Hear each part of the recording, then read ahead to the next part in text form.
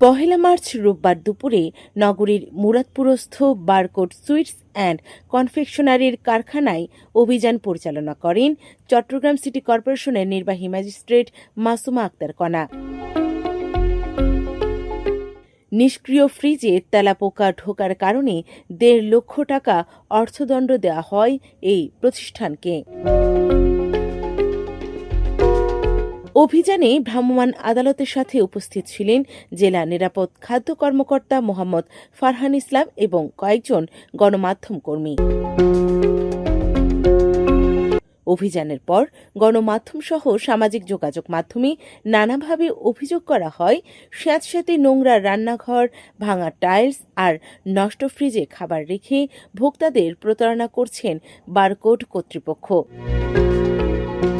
এ অপরাধে বারকোডকে ১.৫ লক্ষ টাকা জরিমানা করেন ভ্রাম্যমাণ আদালত। সেদিন কি ঘটেছিল বারকোড সুইটস অ্যান্ড কনফেকশনারির কারখানায় এবং কতখানি স্যাঁতসেঁতে আর নোংরা ছিল বারকোডের খাদ্য তৈরির সেই কারখানা?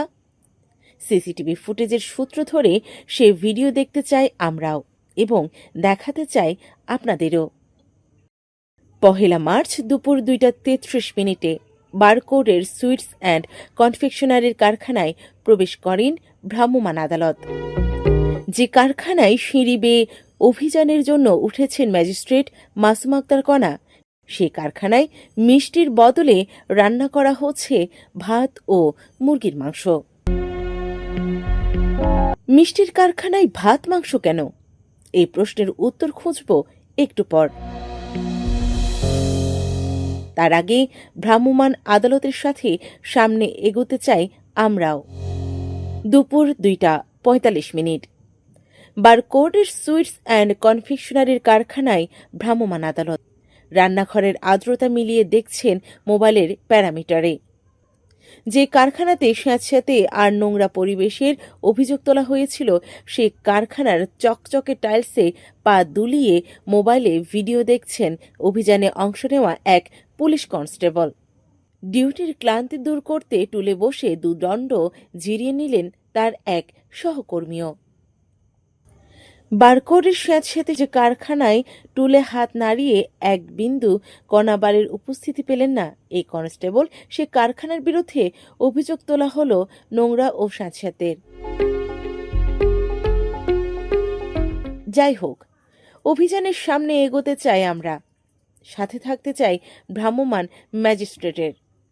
শুরুতে একটি প্রশ্ন রেখেছিলাম, মিষ্টির কারখানায় ভাত মাংস রান্না কেন? সেই প্রশ্নের উত্তর খুঁজব এবার।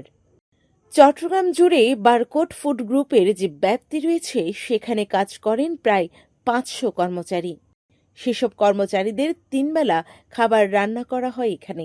অর্থাৎ শুরুতেই ম্যাজিস্ট্রেট যে কারখানাটিতে ঢুকেছিলেন, সেটি বারকোডের সুইটস অ্যান্ড কনফেকশনারির কোনো কারখানা ছিল না, সেটি ছিল স্টাফদের রান্নাঘর। এমনই অভিযোগ করেছে বারকোড। এটা বারকোডের কোনো কিচেন না, এটা কিন্তু বারকোড রেস্টুরেন্ট গ্রুপের কোনো রেস্টুরেন্টের কিচেন কোনোভাবেই না।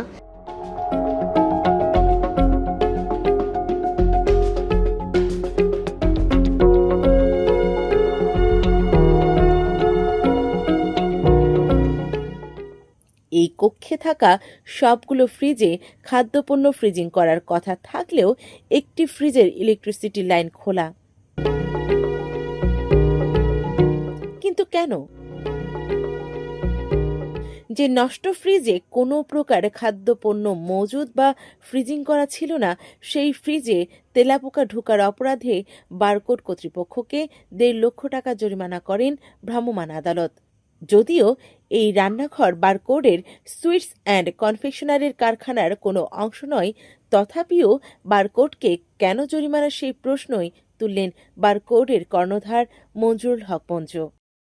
আপনারা জানেন বারকোড রেস্টুরেন্ট গ্রুপের ৫০০ মানুষ কাজ করে এবং তাদেরকে আমরা খাওয়াটা প্রোভাইড করি। যদিও আমাদের খাওয়া প্রোভাইড করার কথা ছিল না, কিন্তু মানবিক কারণে আমরা খাওয়াটা প্রোভাইড করি। যেই কিচেনটাতে ভিজিট করেছেন সেটা কিন্তু আমাদের যে ৫০০ জন খাওয়ার কিচেন সেটা, এবং যেই ফ্রিজ ওইগুলো কিন্তু স্টাফ কিচেনের ফ্রিজ, এগুলো কিন্তু কোনো বারকোড রেস্টুরেন্ট গ্রুপের ফ্রিজটা, এবং স্পেশালি যে ফ্রিজটা নিয়ে ঝামেলা ছিল সেটা একটা নষ্ট ফ্রিজ, বন্ধ ছিল, এবং আপনারা খেয়াল করলে দেখবেন সেই ফ্রিজটা খালি ছিল এবং তারটাও খোলা ছিল। সরকারি বিভিন্ন অর্গানাইজেশন কিংবা ভোক্তা অধিকার থেকে যখন কোনো মেসেজ আসে সেটাকে আমরা অবশ্যই সাধুবাদ জানাই এবং আমি অ্যাপ্রিসিয়েট করি। আমার মনে হয় এই যে এই কার্যক্রমের মাধ্যমে ওভারঅল যে ইন্ডাস্ট্রির একটা ডেভেলপমেন্ট হতে পারে, সবাই আরও বেশি নিশ্চিতভাবে কাজ করবে, আরও বেশি সিরিয়াসলি কাজ করবে, যেন হাইজেনিক ইস্যুসগুলি 10/10 মেনটেন হয়, যেটা বারকোড রেস্টুরেন্ট গ্রুপ অলওয়েজ করে এসেছে এবং করে থাকে। জালালউদ্দিন সাগরের প্রতিবেদনে ক্লিক নিউজ বিডি।